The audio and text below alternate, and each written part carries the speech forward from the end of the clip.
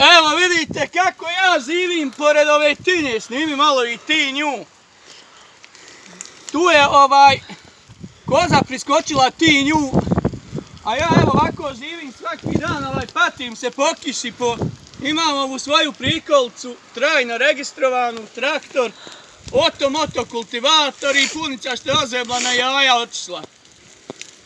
Uglavnom meni nije loše, ja ne bi radio, znači ja ovako uvijek mogu živjeti, a kad bi mene pozvali da ja radim, a ja bi uzeo sikiru, prvo bi ubio toga koji mene zove da ja radim, pa nisam ja da radim, ja mogu nositi rukavice da kahmu napravim.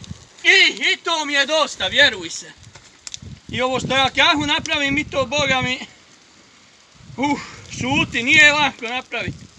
Zamisli kako je oni što pravi po 100.000 i jednu kahmu. Gdje je malo moju okolinu, zaštita okoline, znači